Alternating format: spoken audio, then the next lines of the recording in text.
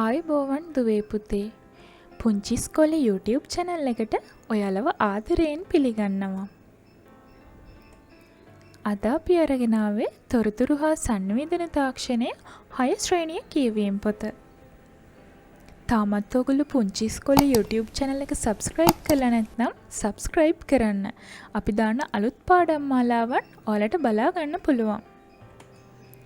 අද අපි කතා කරන්නේ මෙහෙයුම් පද්ධතිය හා ගොනු හැසිරවීම කියන පාඩමේ මෙහෙයුම් පද්ධතිය කියන කොටසයි. මුලින්ම අපි බලමු මොකක්ද මෙහෙයුම් පද්ධතියක් කියන්නේ. මෙහෙයුම් පද්ධතිය යනු එහෙම නැත්නම් ඔපරේටින් සිස්ටම් එක කියලා කියන්නේ පුතේ පරිගණකයේ මෘදුකාංග හා දෘඩාංග පාලනය කරමින් පරිගණකය හා පරිශීලකයා සම්බන්ධ කරන පරිශීලක අතුරු මොහොනතක් සපයන මෘදුකාංගයක්. ඒ කියන්නේ පුතේ හරියට ස්ටේජ් එකක් වගේ. අපි බලමු පුතේ මොනවද මේ පරිගණකයේ මෘදුකාංග එහෙම නැත්නම් software කියන්නේ කියලා. ඔයගොල්ලෝ මේවා කලින් ඉගෙන ගත්තා. පරිගණකය තුල කිසියම් කාර්යයක් කරගන්නකොට ඒ සඳහා අවශ්‍ය උපදෙස් ලබා දෙන වැඩසටහන් වලට තමයි අපි software එහෙම නැත්නම් මෘදුකාංග කියලා කියන්නේ. MS Paint පින්තූර ගොනු මෘදුකාංගය, MS Word වදන් සහිත ගොනු මෘදුකාංගය, MS Excel පැතුරුම්පත් මෘදුකාංගය, ඒ වගේම හඬ සහිත මෘදුකාංග තියෙනවා, වීඩියෝ සහිත මෘදුකාංග තියෙනවා. මෙන්න මේ වගේ අතින් අල්ලන්න බැරි වැඩසටහන් වලට අපි පරිගණකයේ මෘදුකාංග විදියට software විදියට හඳුන්වනවා. ඉතින් පුතේ මේ සෑම වැඩසටහනක්ම ඒ කියන්නේ සෑම මෘදුකාංගයක්ම පාලනය කරන්න මෙහෙයුම් පද්ධතිය මගින්. පරිගණකයේ දෘඩාංග hardware අපි කලින් ඉගෙන ගත්ත පුතේ hardware කියන්නේ අතින් අල්ලන්න පුළුවන් දේවල්. keyboard එක, mouse එක මෙන්න මේ වගේ අපිට අතින් අල්ලන්න පුළුවන් දේවල් තමයි අපි පරිගණකයේ දෘඩාංග විදියට හඳුනාගත්තේ. hard disk, දෘඩ තැටිය, processor, මද සැකසුම, RAM, මතකය, monitor, දර්ශකය, ඒ වගේම මව්පුවරුව, motherboard එක. මේ අතින් අල්ලන්න පුළුවන් දේවල්. එහෙම නැත්නම් hardware පාලනය කරන්නෙත් පුතේ අපේ මෙහෙයුම් පද්ධතිය මගින්. පරිගණකයේ පර්යන්ත උපාංග. ඒ වගේම පුතේ තවත් විශේෂ කාර්යයක් තමයි මේ පර්යන්ත උපාංග. එහෙම නැත්නම් පරිගණකයට පිටතින් සවි කරන ලද උපාංග පාලනය කිරීමත්. පරිගණකයට පිටතින් සවි කරන ලද උපාංග තමයි printer, මුද්‍රණ යන්ත්‍ර, external hard disk, දෘඩ තැටි, ඒ වගේම වෙබ් කැමරා, ස්කැනර්, සුපරීක්ෂක. මෙන්න මේ වගේ දේවල් පරිගණකයට පිටතින් සවි කරන නිසා අපි පර්යන්ත උපාංග විදියට හඳුන්වනවා. පරිශීලකයා යනු පරිගණකයේ භාවිතා කරන පුද්ගලයා පරිශීලකයා ලෙස හඳුන්වනවා. එතකොට පුතේ පරිගණකයේ මගින් කරගන්න කාර්ය අනුව මේ පරිශීලකයාගේ නම වෙනස් වෙනවා. අපි බලමු කවුද කියලා. මෘදුකාංග ඉංජිනේරු, software engineer, වෙබ් සංවර්ධක, වෙබ් ඩෙවලොපර්, පරිගණක යෙදුම් සහායක, computer application assistant, පද්ධති විශ්ලේෂක, system analyst. මෙන්න මේ විදියට පරිගණකය මගින් කරගන්න කාර්යයන් අනුව පරිශීලකයාගේ නාමය වෙනස් වෙනවා පුතේ. පරිශීලක අතුරු මොහොනතක් යනවා user interface. මොකක්ද මේ පරිශීලක අතුරු මොහොනතක් කියන්නේ? පරිගණකයේ වැඩසටහනක් විවෘත කරන විට පරිගණකය මගින් අපට ලබා දෙන තිරය. පරිශීලකයා කියන්නේ පුතේ පරිගණකය භාවිතා කරන කෙනා. පරිශීලක අතුරු මොහොනතක් සපයනවා කියන්නේ පුතේ ඔයාලා පරිගණකයේ වැඩසටහන ඕපන් කරද්දී ඕපන් වෙන එහෙම නැත්නම් අපිට පරිගණකය මගින් පෙන්වන තිරයට, ඩිස්ප්ලේ එකට. පරිගණක තිරය මගින් අපිට වැඩසටහන් තෝරගන්න, ඒ වගේම අපි ඇතුළත් කරන දත්ත ඇතුළත් කරාම ඒව සැකසීලා අපිට ප්‍රතිදාන බලන්න පුළුවන් වෙන්නේ මේ තිරය මගින්. මෙහෙයුම් පද්ධතියක ක්‍රියාකාරීත්වය. මේ මගින් ගොනු කළමනාකරණය, මතක කළමනාකරණය, ක්‍රියාවලි කළමනාකරණය, ආරක්ෂණ කළමනාකරණය, ඒ වගේම පුතේ උපාංග කළමනාකරණය කරන්නේ මේ මෙහෙයුම් පද්ධතිය මගින්. අපි දැන් බලමු මේ එකින් එක ගැන විස්තරාත්මකව. ගොනු කළමනාකරණය, ෆයිල් මැනේජ්මන්ට්.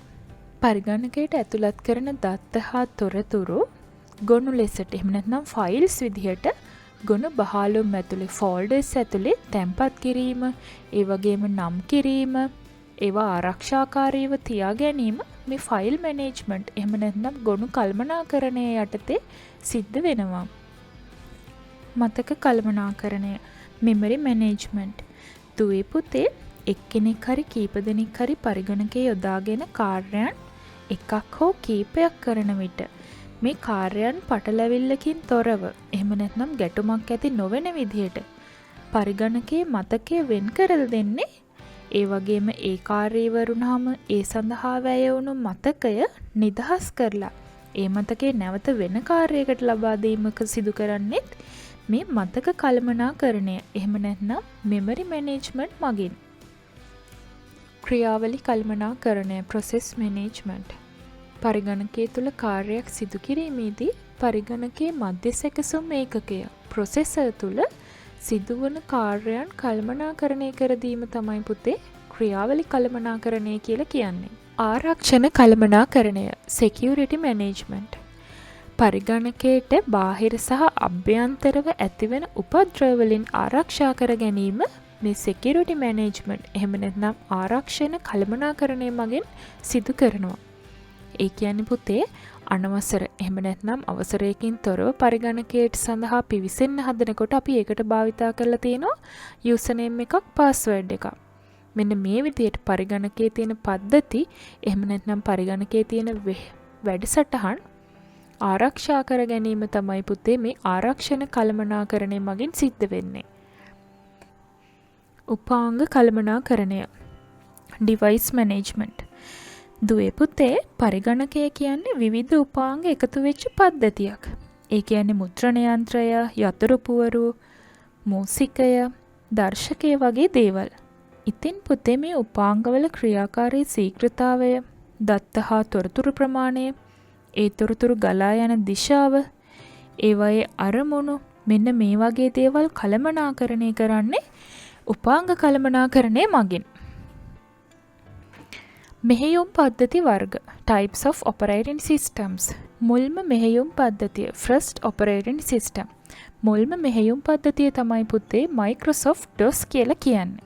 Microsoft DOS 1980 දී හඳුන්වා දුන්න මේ Microsoft DOS කියන මෙහෙයුම් පද්ධතියේ සියලුම විධාන කටයුතු කරන්න වෙන්නේ පුතේ ටයිප් කිරීමකින්. ඒ කියන්නේ අපිට දැන් මේ වගේ ලස්සනට පැහැදිලිව පේන තින තිරයක් තිබ්බේ නැහැ. කළු පාට තිරයක අපිට අවශ්‍ය විධාන එහෙම නැත්නම් අපිට අවශ්‍ය ක්‍රියාකාරකම් කරන්න අපි හැමදේම ටයිප් කරන්න උනා. Microsoft Windows ආරම්භ වුණේ පුතේ 1983. මේක GUI එහෙම නැත්නම් Graphical User Interface චිත්‍රක මෙහෙයුම් පද්ධතියක්. මේකෙදී අපිට පැහැදිලිව රූප බලාගෙන ලස්සනට ඩිස්ප්ලේ එකක් තියෙන. ඒ වගේම මේ මෙහෙයුම් පද්ධතිය කාලයත් එක්ක විවිධ සංස්කරණයන් වලටත් ලක් වුණා. එතකොට 1983 පටන් ගත්ත මේ Microsoft Windows කියන මෙහෙයුම් පද්ධතිය Microsoft Windows 95, Windows 98, Windows 2000, Windows ME, Windows XP, Windows Vista, Windows 7, Windows 8 මෙන්න මේ විදියට අද වෙනකොට පුතේ Windows 10 දක්වාම ඇවිල්ලා තියෙනවා. Apple Macintosh හෙවත් Mac OS. Apple පරිගණක සඳහා තමයි පුතේ මේ Apple Macintosh එහෙම නැත්නම් Mac OS කියලා කියන මෙහෙයුම් පද්ධතිය යොදාගත්තේ. මේක 1977 වර්ෂයේදී තමයි ආරම්භ වුණේ. මේකෙදිත් පුතේ 1977 වර්ෂයේදී ආරම්භ වුණාට විවිධ සංස්කරණයන් ඔස්සේ අද වෙනකොට Mac OS 11 දක්වාම පැමිණලා තියෙනවා. Linux මෙහෙයුම් පද්ධතිය. Linux උපයෝගී කරගැනීමෙන් තමයි පුතේ මේ මෙහෙයුම් පද්ධතිය සංවර්ධනය වෙලා තියෙන්නේ. එතකොට මේ සඳහා අපිට උදාහරණ විදිහට පෙන්වන්න පුළුවන් Ubuntu, Fedora මෙන්න මේ වගේ ඔපරේටින් සිස්ටම්. මේක පුතේ විවෘත මූලාශ්‍ර මූලධර්ම. එහෙම නැත්නම් open source විදිහට තමයි නිර්මාණය වෙලා තියෙන්නේ. Red Hat මෙහෙයුම් පද්ධතිය. මේකත් පුතේ Linux උපයෝගී කරගැනීමෙන් තමයි සංවර්ධනය වෙලා තියෙන්නේ. මේකෙදිත් එතකොට විවෘත මූලාශ්‍ර මූලධර්මයේ මගින් තමයි නිර්මාණය වෙලා තියෙන්නේ. Android මෙහෙයුම් පද්ධතිය. Android operating system.